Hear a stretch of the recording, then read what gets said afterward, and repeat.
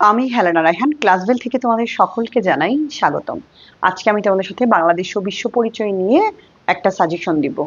আমি এমন 7টি অধ্যায়ের কথা বলবো, 7টি অধ্যায় পড়লে তুমি 7টি সৃজনশীল কমন পাবে এখান থেকে। আশা করি সাথেই থাকবে, ডিটেলস আমি একটা আলোচনা করব। ওইগুলো কেন নিয়েছি, কি কারণে গুরুত্বপূর্ণ, অন্যগুলো কেন নিই নেই, ব্যাখ্যা আজকে ডিটেলসই দিব। এটাই হবে তোমাদের জন্য চূড়ান্ত সাজেশন। আমি এর আগে টেস্টে সাজেশন দিয়েছিলাম, তো এখন এটাই নতুন ফাইনালের জন্য এটা দিচ্ছি। ঠিক আছে, আমি আশা করি এই খুবই যত্নের সাথে পড়বা, ইনশাল্লাহ ভালো কিছু হবে। সাজেশন খুব রিসার্চ করে খুব অ্যানালাইসিস করেই দিই, যাতে তোমাদের উপকার হয় সেই জন্য। শুধু একটু মনোযোগ দিয়ে পড়াশোনা করতে হবে। কারণ আমি সায়েন্সের অনেক স্টুডেন্ট দেখেছি বিভিন্ন চাপে সায়েন্সের গ্রুপগুলি করো, তারপরে ম্যাথ আছে আলাদা করে, ইংলিশ আছে, সবকিছু মিলায়া এই বিষয়টাকে খুবই অবহেলা করো। মনে রেখো, জিপিএ 5 পাওয়ার জন্য এই বিষয়টাও গুরুত্বপূর্ণ ভূমিকা পালন করবে। অর্থাৎ বা একটা ভালো রেজাল্ট, তুমি তো কোনোভাবেই কোনো বিষয়কে, যেমন ইসলাম শিক্ষার কথা যদি আমি বলি, বা আইসিটি বা বাংলাদেশের বিশ্ব পরিচয়, কাউকে তুমি অবহেলা করতে পারো না।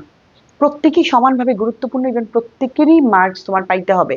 সো অবহেলা না করে যে অধ্যায়গুলো দিব মনোযোগ দিয়ে পড়বে, ইনশাল্লাহ অনেক ভালো কিছু করবে।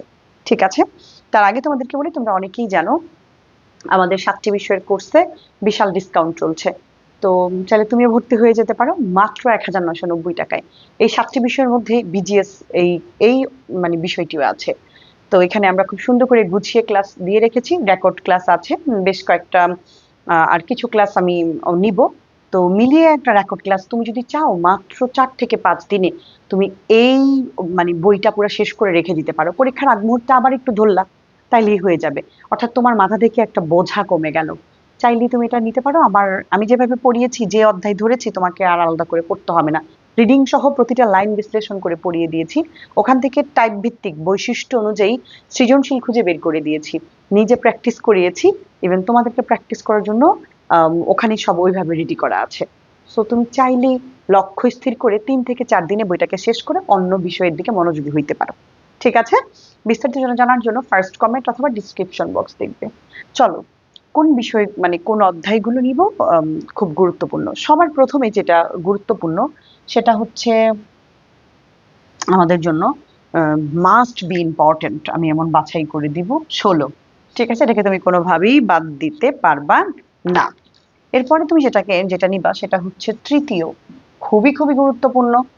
এরপরে আমরা যেটাকে নিব সেটা হচ্ছে এই যে অর্থ ব্যাংক ব্যবস্থা, আর একটা হচ্ছে অর্থনৈতিক ব্যবস্থা, ওই যে কি বলে এটাকে, আমাদের জাতীয় সম্পদ ও অর্থনৈতিক ব্যবস্থা। ঠিক আছে, খুবই গুরুত্বপূর্ণ। আমি বাছাই করে দিচ্ছি এগুলোকে আগে প্রায়োরিটি দিবে। 1 2 3 4, চারটা দিলাম। এরপরে তুমি যেটাকে প্রায়োরিটি দিবে পঞ্চম অধ্যায়। এরপরে তুমি যেটাকে প্রায়োরিটি দিবে সেটা হচ্ছে সপ্তম অধ্যায়। 1 2 3 4 5 6, এই 6টা চলে গেল। এখন তুমি যেটা করবে সেটা হচ্ছে নবম অধ্যায়টা নিবা।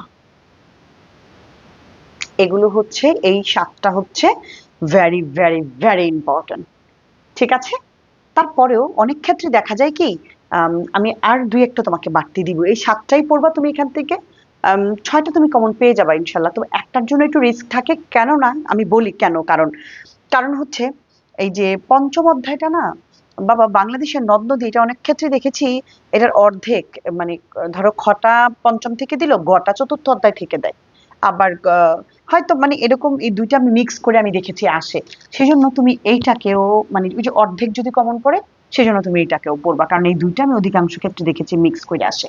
ঠিক আছে, তার মানে আমরা যদি ওইভাবে প্রায়োরিটি দিতে চাই, লাস্টের দিকে চতুর্থ, ষষ্ঠ, আর এই যে 14 অধ্যায় পরিবার, আমরা যদি এদেরকে খুবই সুন্দর করে প্রায়োরিটি দিই, ইভেন পড়ি, ভরসা রাখবে তুমি, ইনশাল্লাহ তুমি অনেক ভালো কিছু করবে, সত্যিকার অর্থে।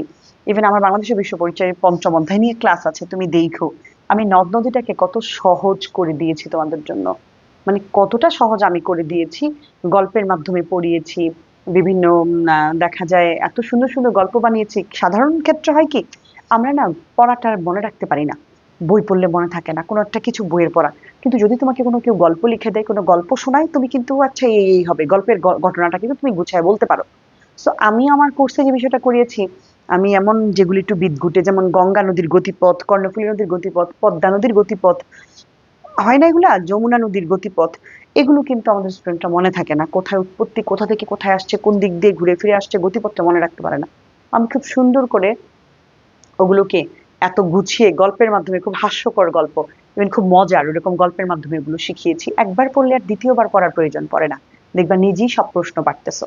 এছাড়াও যে টাইপ ভিত্তিক প্রশ্ন যে বললাম, বৈশিষ্ট্য খুঁজে একটা অধ্যায় থেকে দেখা যায় 4 থেকে 5টা বৈশিষ্ট্য, এর বাহিরে কোনো প্রশ্ন আসে না। সো এই 4-5টা প্রশ্ন ঘুরে ঘুরে শুধু চিনতে হয়, চিনলেই তুমি প্রশ্নটা দিতে পারবা। সো আমি বলবো হাল ছাড়বে না, হতাশ হবে না, সব বিষয়ে গুরুত্ব দিবে, ইভেন সময় নিয়ে পরে বইটাকে রেখে দিবে। একটা করে পড়বে, যেমন বাংলা দ্বিতীয় পত্র এই কাজটা করতে পারো, আমার 10টা রেকর্ড ক্লাস আছে, তুমি চাইলে ওটাকে কইরা জাস্ট রেখে দিতে পারো। ওটা কিন্তু আলাদা কেনার সুযোগ আছে 490 টাকায়। সো আমি তোমাকে বারবার বলতেছি, ধরো এখন তুমি টাকার মায়া করছো অল্প কিছু টাকার জন্য, কিন্তু ধরো এখন 990 টাকা, 1990 টাকা, আমি যাই বলি না কেন, কিন্তু একটা সময় তুমি যদি এটাকে 9 লক্ষ টাকা বা আরো বেশি দাও, তুমি কি চাইলে তোমার রেজাল্ট বাড়াইতে পারবা? কখনোই না। মনে রেখো, পরীক্ষা পরীক্ষার মতোই হবে, তোমার প্রিপারেশন যেন ঠিক থাকে, তাহলে তোমার কাছে পরীক্ষা কঠিন মনে হবে না, এবং তুমি হলে গিয়ে ভয় পাবে না, তুমি যেন বিজয়ের হাসি হাসতে পারো। এখনই প্রিপারেশন নেওয়ার সময়, সুযোগটা যে পেয়েছো, যে 2 মাস, এটাকে কাজে লাগাও, সর্বোচ্চটা দাও। রেজাল্ট জীবনে সবকিছু না, তারপরেও অনেক কিছু। একটা ভালো কলেজ, একটা ভালো স্বপ্ন, সবকিছু মিলে একটা রেজাল্ট গুরুত্ব রাখে। আর যেটা তুমি একটু পরিশ্রম করলে পাবে, ওটা তুমি কেন নিবে না? সবাই তো ভালো চায়, তাই না? আর দিন শেষে অল্প টাকা বা কোর্স ফি কম দেখে অনেক জায়গায় তোমরা কোর্স কিনে প্রতারিত হও বা হয়েছো অনেকে। আমাকে আমরা এমন অনেকেই শুনি, ফোন দিলে বলে, ম্যাম প্রতারিত হব না তো? তো ওগুলো শুনলে আমাদের জন্য একটু খারাপ লাগে, যেহেতু আমরা মানে সততার সাথেই আমাদের কাজটা করে যাচ্ছি, তারপরেও আমাদের সমাজ এমন অনেকেই আছে হয়তো করে। আমি বলবো উম, একটু দেখে শুনে কোর্স কিনবে। ইভেন কোন টিচারের পড়া বোঝো, উনি নিয়মিত ক্লাস দিচ্ছেন কিনা, ওনার বিষয়ে তুমি বোঝো কিনা, এই ব্যাপারগুলো খেয়াল করে তারপরে ভর্তি হবে। কারণ টিচার অনেক আছে, কিন্তু তুমি পড়া বুঝো না। আর ভুল করো না, আমি বারবার বলবো, অ্যাটলিস্ট এখন বের হয়ে আসো। এখনো যদি ভুল করো, তাহলে আর বের হতেও হয়তো পারবে না। ভালো থাকো সবাই, সবার জন্য অনেক অনেক শুভকামনা।